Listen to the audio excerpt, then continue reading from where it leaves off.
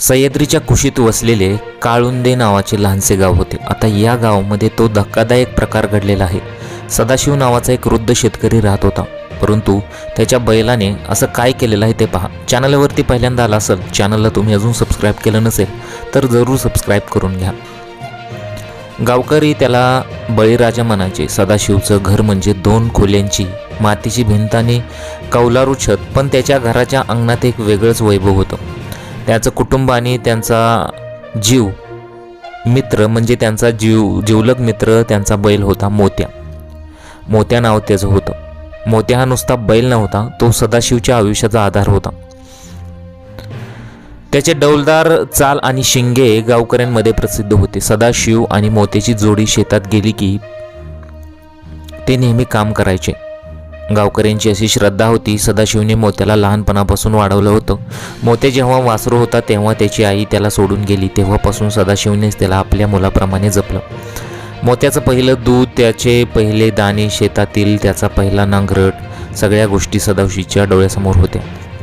त्यांची भाषा शब्दांची नव्हती, ती होती स्पर्शाची, वात्सल्याची आणि निष्ठेची. सकाळ झाली की मोत्या आपल्या मालकाच्या घराच्या दाराकडे मान वळून उभा राहायचा. सदाशिवचा आवाज ऐकला की तो हंबरून प्रतिसाद द्यायचा. सदाशिवने शेतात जाण्यासाठी काठी घेतली की मोत्या आपोआप जुंपायला तयार असायचा.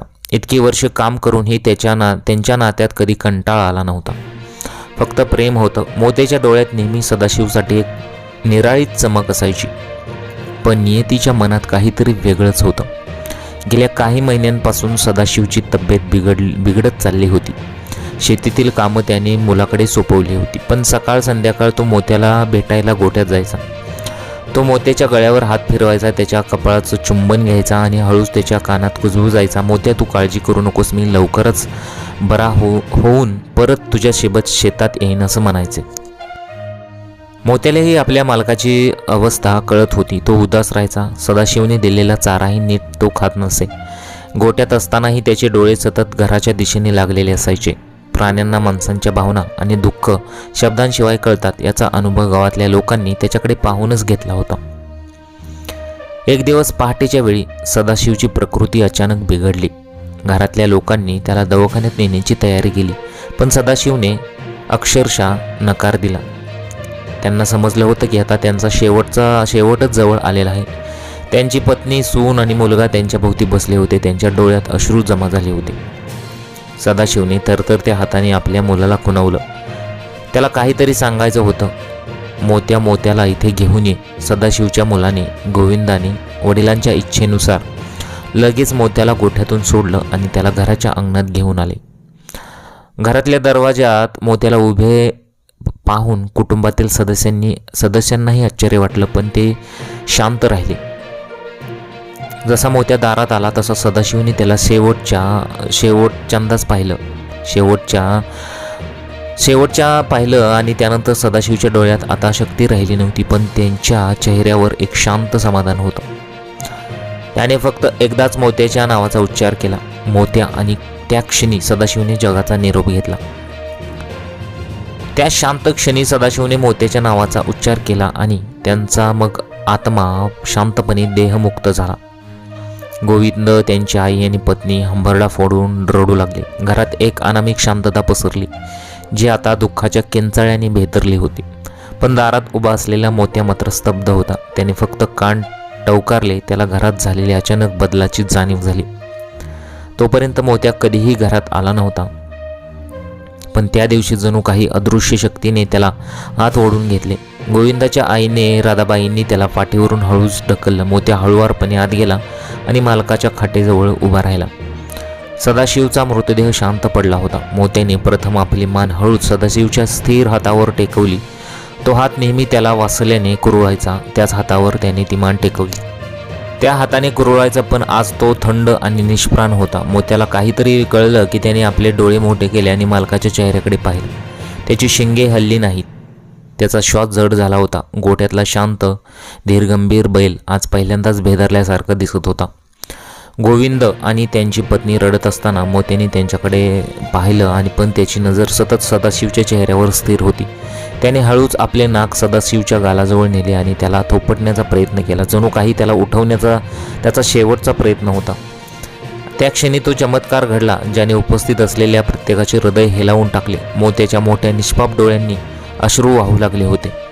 ते अश्रू थेंब थेंब जमिनीवर पडत होते. ते दुधाच्या धारेसारखे पवित्र नव्हते. ते बैलाच्या श्रावाचे घामी नव्हते. ते प्रेमाचे आणि विरहाचे वेदनेचे पाणी. मोत्याच्या कंठ दाटून आला होता. त्याने एक जड वेदनादायक आवाज काढला. तो हंबरडा नव्हता. तो आवाज माणसाच्या दुःखापेक्षा खोल होता.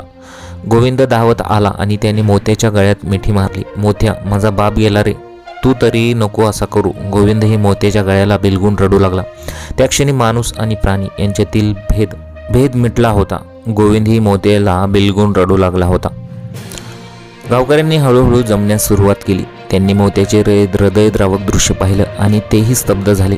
सदाशिव आणि मोत्याचं प्रेम किती पवित्र होतं याचा अनुभव प्रत्येकाने घेतला. सदाशिवच्या अंत्ययात्रेची तयारी झाली. खांदेकरी मृतदेह घेऊन घराबाहेर पडले. मोत्या मात्र 1 इंचही हलला नाही. गोविंदने त्याला गोठ्यात बांधण्याचा प्रयत्न केला, पण मोत्याने शांतपणे अक्षरशः नकार दिला. अक्षरशः तो मान हलवत होता आणि त्याला खांदेकरांच्या मागे जायचं आहे हे जणू तो सांगतच होता. मोत्याला न बांधता त्याला मोकळे सोडण्यात आले. अंगणामध्ये काही वेळ अक्षरशः मालकाच्या पुढे तो बसला होता. अंत्ययात्रा गावाच्या वेशीबाहेर स्मशानाकडे निघाली आणि मोत्या त्या मृतदेहाच्या बाजूने अगदी सावलीसारखा चालत होता. तो शांत होता, पण त्याचे डोळे ओले होते. रस्त्यात मोत्याला थांबवण्यासाठी कोणीही धजावले नाही.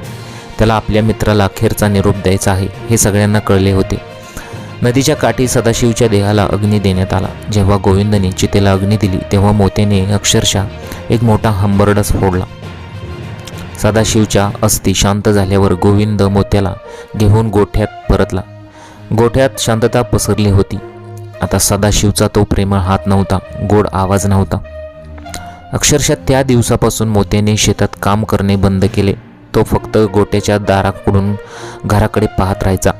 प्रत्येक सकाळी त्याला वाटायचे की त्याचा बळीराजा परत येईल आणि त्याला प्रेमाने कुरवाळेल, पण बळीराजा परतला नाही. मोत्याने आपल्या मालकासाठी अश्रू ढाळले आणि त्या अश्रूंनी काळुंदे गावात एकच निस्वार्थ मैत्रीची आणि प्रेमाची अविस्मरणीय कथा, ती घटना आहे ती उघडकीस आली. अशा प्रकारे ही संपूर्ण घटना घडलेली आहे.